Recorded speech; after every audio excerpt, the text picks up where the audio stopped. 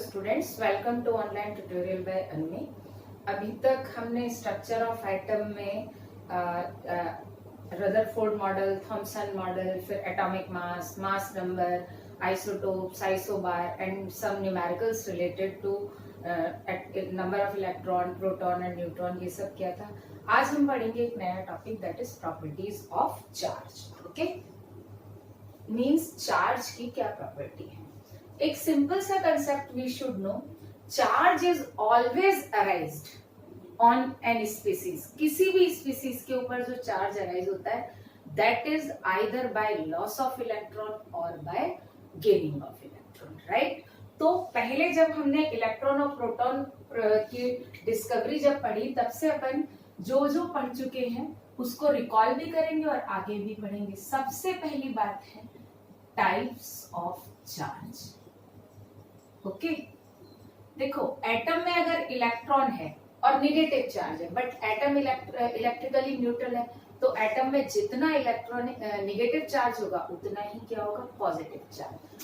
तो हमारे पास दो टाइप होते हैं, एक होता है नेगेटिव चार्ज और सेकंड कौन सा होता है, पॉजिटिव चार्ज, राइट।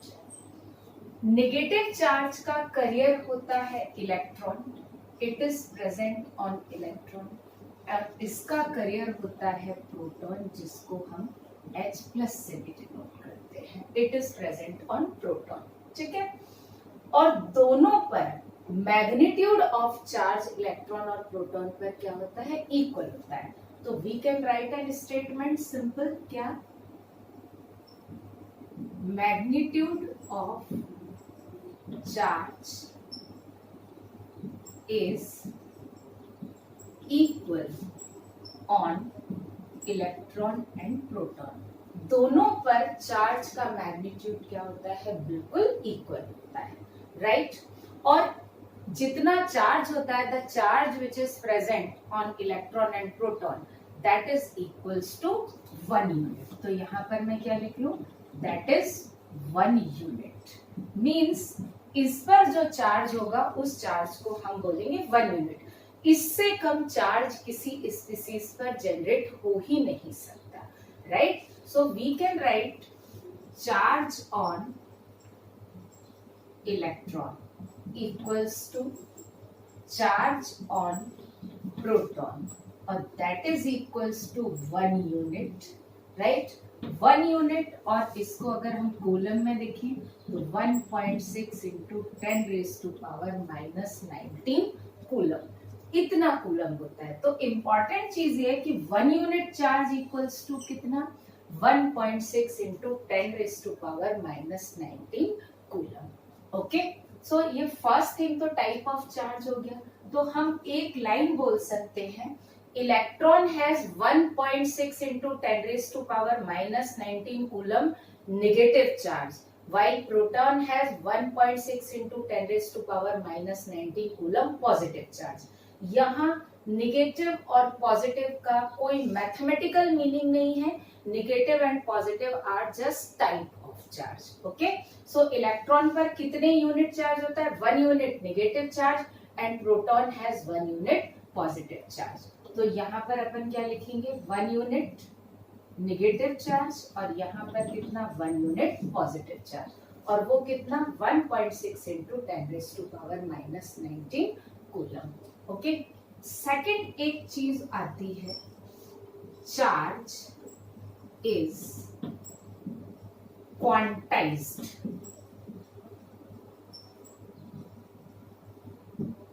इस लाइन का जरा मतलब समझना है, charge is quantized, right. Quantized word का बेसिकली मतलब होता है whole number multiple of a fix value. Quantized का मतलब होता है whole number multiple of a fix value. तो यहां पर सबसे पहले मैं क्वांटाइज्ड वर्ड को डिफाइन कर सकती हूँ। ये मैंने क्या बताया आपको, क्वांटाइज्ड वर्ड का क्या मतलब होता है, whole number multiple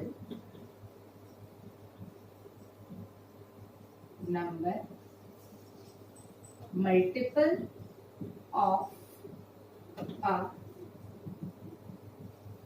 fixed value, right, किसी भी एक वैल्यू का होल नंबर, फिक्स वैल्यू का होल नंबर मल्टीपल। देखो मैं आपको एक एग्जांपल बताती हूँ, क्वांटाइज्ड और होल नंबर मल्टीपल का क्या मतलब है।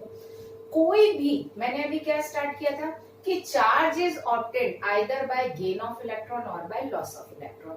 इलेक्ट्रॉन हमेशा होल नंबर में ही मल्टीपल होगा, होल नंबर में ही लूज होगा। आधा इलेक्ट्रॉन तो किसी में से नहीं निकल सकता, 1/4 इलेक्ट्रॉन भी किसी में से नहीं निकल सकता। ओके, तो इलेक्ट्रॉन हमेशा क्या होता है, होल नंबर में ही निकलेगा। सपोज दैट मैं यहाँ पर आपको 3 आयन लिख रही हूँ और उसके साथ में 3 मतलब 3 कैटायन लिख रही हूँ, फिर 3 एनायन भी लिखूंगी। जैसे मैंने लिखा Na पॉजिटिव, फिर लिखा Mg डाई पॉजिटिव और फिर लिखा Al ट्राई पॉजिटिव। इसने कितने इलेक्ट्रॉन लूज किए? It has lost 1 electron. इसने कितने लूज किए? इसने कितने लूज किए? 2 इलेक्ट्रॉन। और इसने कितने? 3 इलेक्ट्रॉन। अब 1 इलेक्ट्रॉन से 1 यूनिट पॉजिटिव चार्ज आया। 1 यूनिट मींस कितना? 1.6 इंटू 10⁻⁻19 कूलम। तो अगर हम चार्ज लिखें तो इसका चार्ज होगा 1.6 इंटू 10⁻⁻19 कूलम। इसका चार्ज कितना होगा? 2 इंटू 1.6 इंटू 10⁻⁻19 कूलम। इसका 3 इंटू, राइट। तो इन सब में कॉमन क्या है? ये तो एक फिक्स वैल्यू हो गई और ये इसका होल नंबर हो गया। मींस किसी भी स्पीसीज पे जो चार्ज आ सकता है वो 1.6 इंटू 10⁻⁻19 कूलम का होल नंबर मल्टीपल आएगा, राइट। होल नंबर मल्टीपल आएगा इस फिक्स वैल्यू का। It means charge is quantized. एक एनायन का भी एग्जांपल ले लेते हैं। सपोज दैट हमारे पास है F negative, O die negative. अब ये कैसे बना? इसमें हमने 1 इलेक्ट्रॉन ऐड किया, इसमें हमने 2 इलेक्ट्रॉन ऐड किए, राइट। और उससे जो चार्ज बना, इस पर कितने यूनिट चार्ज आया? 1 यूनिट। तो 1 into 1.6 into 10⁻⁻19 coulomb. Here 2 into 1.6 into 10⁻⁻19 coulomb. Means इन दोनों में कॉमन क्या है? ये देखो, सब इन दोनों में क्या, जितनी भी स्पीसीज है ये वैल्यू सब में फिक्स है। मींस किसी भी स्पीसीज पे जो चार्ज आता है वो 1.6 इंटू 10⁻⁻19 कूलम का होल नंबर मल्टीपल आता है, राइट। और किसी फिक्स वैल्यू का होल नंबर मल्टीपल होता है उसको क्या बोलते हैं? Quantized, right. So if a species loses n number of electron, तो चार्ज कितना आएगा? n into 1.6 into 10⁻⁻19 coulomb. इसको मैं लिख देती हूँ। सपोज दैट एक एलिमेंट है Xn पॉजिटिव, तो इस पर चार्ज कितना आएगा? n into 1.6 into 10⁻⁻19 coulomb, right.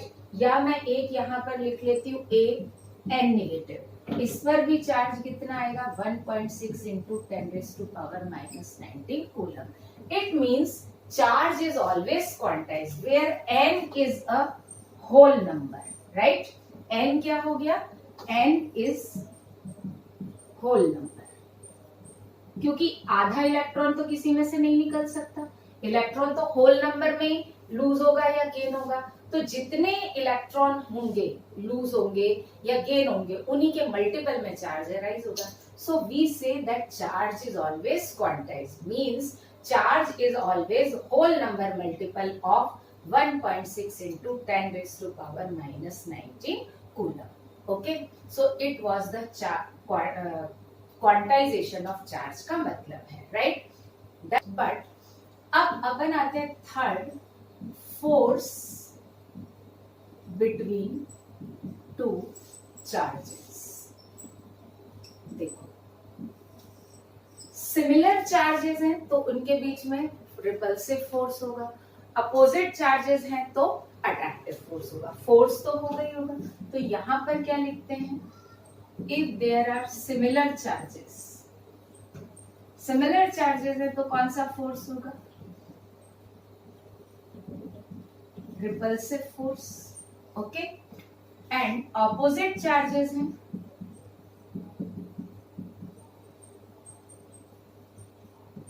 तो कौन सा होगा?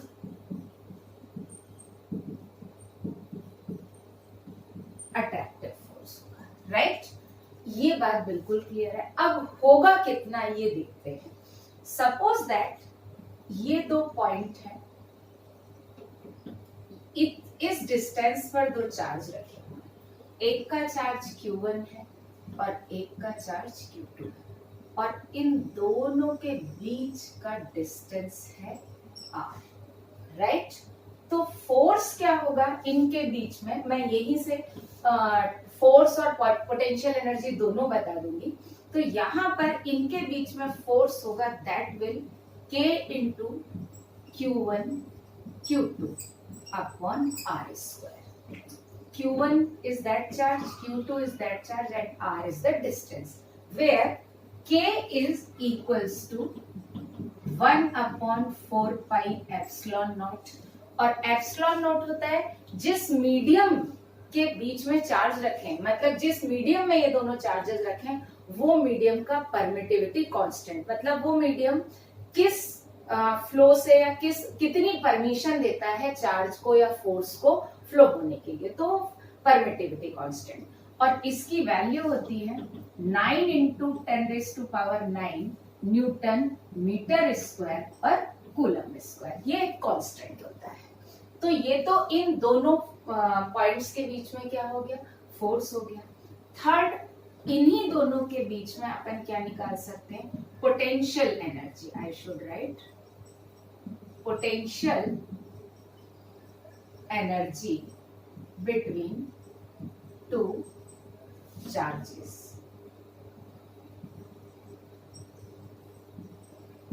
दो चार्जेस के बीच में पोटेंशियल एनर्जी कितनी है? ओके, तो चार्ज Q1 एंड Q2 है, डिस्टेंस दोनों के बीच में कितना है, R है। तो जो पोटेंशियल एनर्जी है दोनों के बीच में that is equals to K Q1 Q2 by R, right? Force में R स्क्वायर है और पोटेंशियल एनर्जी में R है। K हमको पता है परमिटिविटी कांस्टेंट है, तो it was the fourth point, right? और एक फिफ्थ पॉइंट आता है kinetic energy of charged particle. ठीक है, किसी चार्ज पार्टिकल की काइनेटिक एनर्जी क्या होगी, राइट? देखो, एनर्जी इज इक्वल टू, अगर हम देखें तो एनर्जी इज इक्वल टू क्या होता है, चार्ज इनटू एक्सेलरेशन। हम किसी पार्टिकल को जिस फोर्स से धक्का दे देंगे, काइनेटिक एनर्जी तो मूवमेंट पर ही आती है ना, तो अपन बहुत सिंपल लैंग्वेज में समझें कि अगर कोई पार्टिकल है उसे हम जिस फोर्स से धक्का दे देंगे उतनी ज्यादा उसमें एनर्जी आएगी, उतनी ज्यादा उसकी स्पीड होगी, और जितनी ज्यादा स्पीड होगी उतनी ज्यादा क्या होगी, काइनेटिक एनर्जी होगी, है ना? तो अब अपन इसको क्या देख लें, इलेक्ट्रिकल पार्टिकल के केस में हम फोर्स को बोलते हैं पोटेंशियल। क्या बोलते हैं, पोटेंशियल। अगर कोई एक चार्ज पार्टिकल यहाँ पर रखा है, राइट, ये Q है, और इसको हम क्या कर देते हैं, V वोल्ट से एक्सेलरेट कर देते हैं। क्या कर देते हैं, V वोल्ट से इसको एक्सेलरेट कर देते हैं। तो इसकी काइनेटिक एनर्जी कितनी हो जाएगी, Q इंटू V। हाँ, initially that particle was at rest. Initially particle किस पे था, रेस्ट पे था। अगर रेस्ट पे नहीं होगा तो उसमें ये एनर्जी क्या हो जाएगी, ऐड हो जाएगी। भाई अगर पहले से कोई चल रहा है और उसे पीछे से धक्का दे दिया तो उसकी काइनेटिक एनर्जी बढ़ जाएगी ना, लेकिन अगर कोई रुका हुआ है तो उसकी काइनेटिक एनर्जी 0 है। अब हम जितना फोर्स डालेंगे काइनेटिक एनर्जी उतनी ही आएगी। तो दिस पार्टिकल इज बेसिकली, मैं यहाँ लिख देती हूँ, it is at rest. Okay, तो ये बेसिकली 5 टर्म्स थी प्रॉपर्टीज ऑफ चार्ज से रिलेटेड। मींस दो पॉइंट्स या दो चार्ज बॉडी के बीच में फोर्स ऑफ अट्रैक्शन कितना होगा, दो पॉइंट्स अगर रखे हुए हैं, दो चार्ज बॉडी रखे हैं तो उनके बीच में पोटेंशियल एनर्जी कितनी होगी, और अगर कोई पार्टिकल रेस्ट में है और अगर हम उसे V वोल्ट से एक्सेलरेट कर दें तो उसकी काइनेटिक एनर्जी कितनी होगी। So these were the properties. अब मैंने जब आपको रदरफोर्ड मॉडल पढ़ाया था तो एक गोल्ड फॉइल एक्सपेरिमेंट बताया था और मैंने बोला था कि 1 आउट ऑफ 1 लाख या 1 out of 1 million are alpha particles are bounce back. और उसी से रदरफोर्ड ने न्यूक्लियस पता कर लिया था कि सेंटर में न्यूक्लियस है, राइट। और उससे लास्ट क्लास में मैंने साइज ऑफ न्यूक्लियस का एक फॉर्मूला भी आपको लिखवाया था, ये बोला था कि ये कैसे आया, इसको हम डेराइव करेंगे। तो अभी जो हमको पढ़ना है गोल्ड फॉइल एक्सपेरिमेंट के बेस पर ही closest distance of approach, okay. So closest distance of approach, right. Means जब कोई एक पार्टिकल किसी न्यूक्लियस की तरफ जाता है तो वो कितना क्लोज जाएगा, बाउंस बैक होगा, क्योंकि most of the alpha particle तो सीधे निकल गए थे। अल्फा नहीं होगा तो मोस्ट ऑफ द कोई भी पार्टिकल जाएगा तो सीधा निकल जाएगा। लेकिन जो बाउंस बैक होगा तो बाउंस बैक होने के लिए वो क्या होगा, पहले न्यूक्लियस से टकराएगा फिर बाउंस होगा। तो वो कितना क्लोज जाकर वापस आता है, और जिस पॉइंट पर जाके वो टकरा के वापस आ जाएगा वही न्यूक्लियस की बाउंड्री हो जाएगी, राइट। भाई कोई अल्फा पार्टिकल जा रहा है, न्यूक्लियस पे टकरा रहा है और टकरा के वापस आ रहा है, तो जिस पॉइंट पर वो टकरा के वापस आ रहा है वहीं से क्या हो जाएगा, वो उस न्यूक्लियस की क्या हो जाएगी, बाउंड्री हो जाएगी। और अगर वो न्यूक्लियस की बाउंड्री हो जाएगी तो उससे हमें क्या पता चल जाएगा, रेडियस पता चल जाएगा, ओके। तो हम क्या करते हैं, सपोज दैट ये एक एटम है,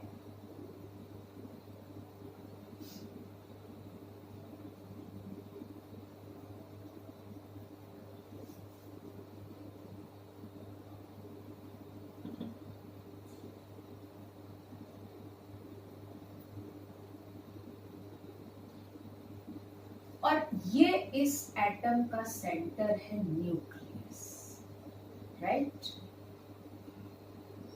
ये इस एटम का न्यूक्लियस है। मैं इसको फिल कर देती हूँ। अब अगर कोई अल्फा पार्टिकल इनफाइनाइट डिस्टेंस से आ रहा है, अल्फा ही ले रहे हैं क्योंकि गोल्ड फॉइल एक्सपेरिमेंट में अल्फा लिया गया था। सपोज दैट वो अल्फा पार्टिकल यहां से आता है और ये टकरा के बाउंस बैक हो जाता है, राइट। तो अगर हम देखें तो ये जो पॉइंट होगा ये इससे टकराया,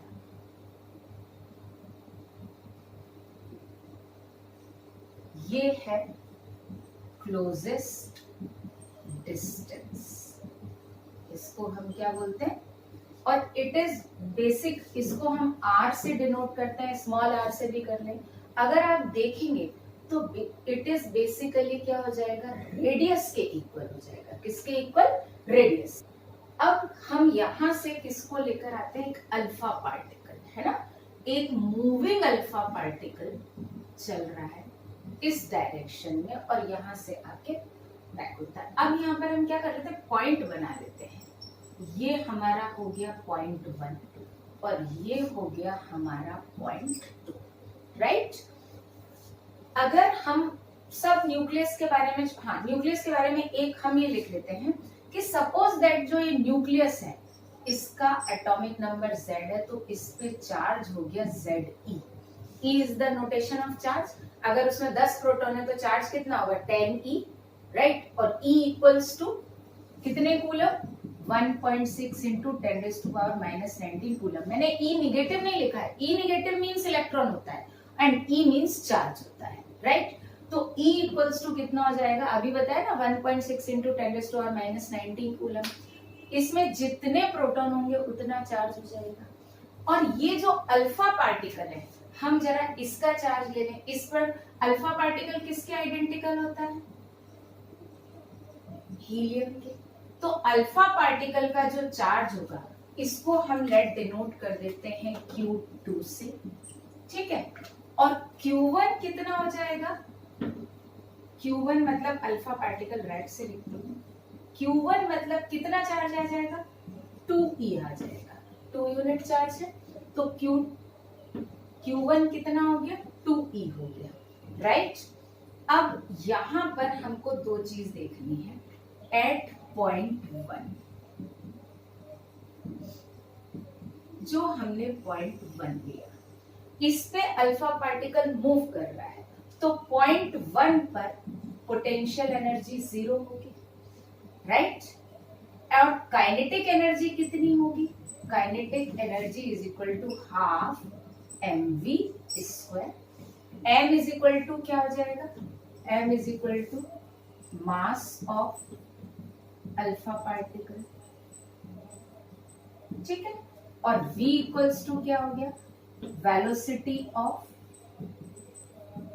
अल्फा पार्टिकल, राइट। ये तो पॉइंट 1 पर हो गया। अब हम बात करते हैं एट पॉइंट 2। हम पॉइंट 2 की बात करें। पॉइंट 2 पर जब पार्टिकल बाउंस बैक होता है तो फ्रैक्शन ऑफ सेकंड के लिए वो रुकता होगा। कोई भी चीज किसी से टकराकर अगर बाउंस बैक हो रही है तो एक फ्रैक्शन ऑफ सेकंड के लिए रुकेगी कि नहीं रुकेगी? तभी वो बाउंस बैक होगी। तो पॉइंट 2 पर अगर हम देखें तो सडनली काइनेटिक एनर्जी तो 0 हो गई, राइट। और पोटेंशियल एनर्जी जो 2 है वो कितना हो जाएगा? अगर हम निकालें Q1 Q2 by R, right. Q1 कितना है? 2E, K Q1 Q2 by R कितना? K Q1 Q2 by R। Q1 कितना है? 2E। Q2 कितना है? ZE। और R को हम किससे डिनोट कर रहे हैं? कैपिटल R से। Now according to law of conservation of energy, energy का कंजर्वेशन निकालें तो total energy at point 1 equals to total energy at point 2, right. भाई दोनों पॉइंट पर टोटल एनर्जी इक्वल होगी, तो हम इस टोटल एनर्जी को क्या लिख सकते हैं? यहाँ पर पॉइंट 1 पे KE1 plus PE1 equals to KE2 plus PE2, right. Total energy kinetic energy plus potential energy. और अब हम इसको जरा यहां सॉल्व कर लेते हैं, ठीक है। पॉइंट 1 पर काइनेटिक एनर्जी कितनी है? Half mv square. और पोटेंशियल एनर्जी कितनी है? 0। पॉइंट 2 पर काइनेटिक एनर्जी 0 हो गई और पोटेंशियल एनर्जी कितनी हो गई? K Q1 Q2 by R। तो अब वैल्यू पुट कर दें तो यहां पर क्या होगा? KE1 equals to half mv square plus 0 equals to KE2 equals to 0 पर पोटेंशियल एनर्जी कितना हो गया? K Q1 की जगह क्या लिखें? 2E और Q2 की जगह क्या लिखें? ZE by R, right. और अगर हम इसको सिंप्लीफाई करें तो क्या लिख सकते हैं? Half mv square is equal to K 2 ZE square by R, right. इसमें मास ऑफ अल्फा पार्टिकल हमको पता है, वेलोसिटी ऑफ अल्फा पार्टिकल भी हमको पता है, Z एटॉमिक नंबर गिवन होगा एलिमेंट का, then can we find the R, and this R will be the radius of nucleus and it is known as closest distance approach. Half mv square equals to K 2 ZE square by R. Okay, so it was the basically property of charge and closest distance approach. Now we will do a numerical based on it. Okay, the question is, an atom has atomic mass 125 U and R naught for atom is 1.2 into 10 raised to power minus 13 centimeter. Calculate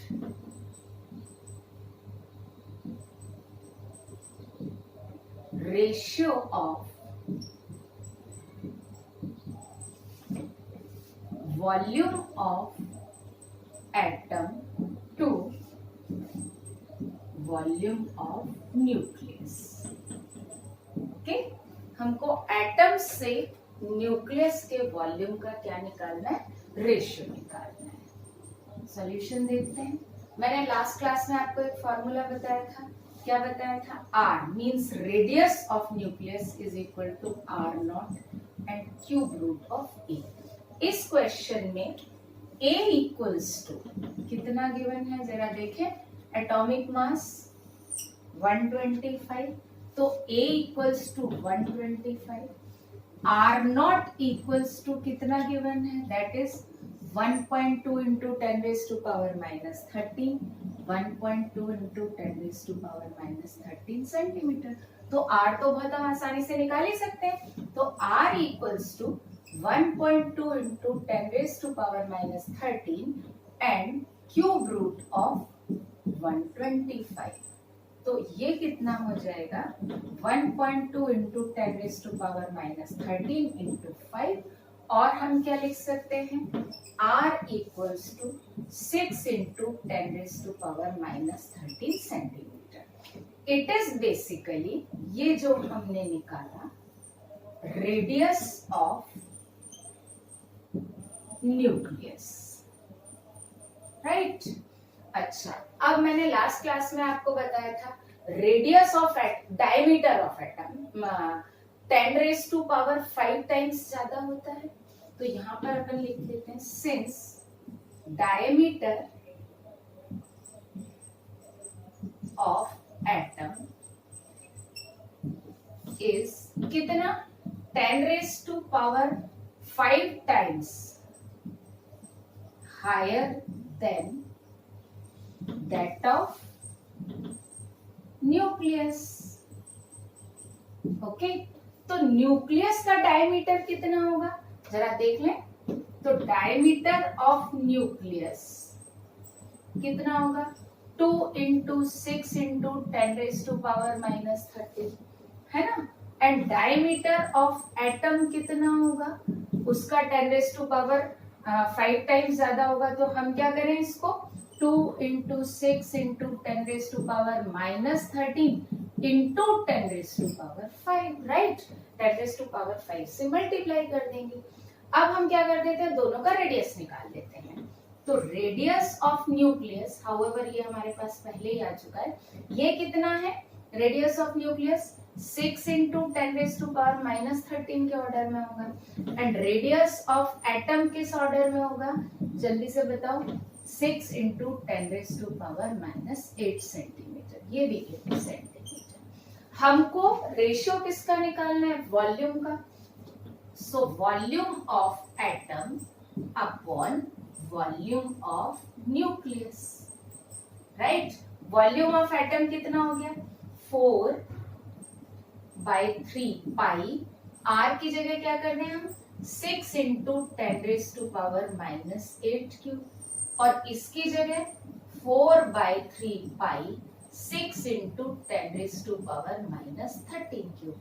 सब कुछ cancel हो रहा है, ये भी cancel, ये भी cancel, 6 भी कैंसिल, 6 भी कैंसिल, और जब हम इसको सॉल्व करेंगे तो ये क्या हो जाएगा, 10 raise to power minus 24 upon 10 raise to power minus 39, and that is equals to 10 raise to power 15, right.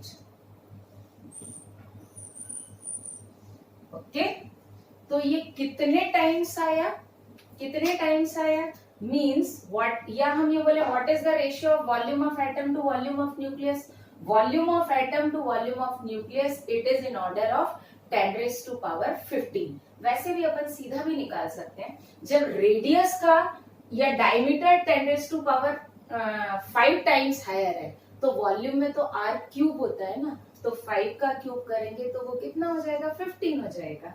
Okay, आप लॉजिकली और उसको फटाफट भी सॉल्व कर सकते हो।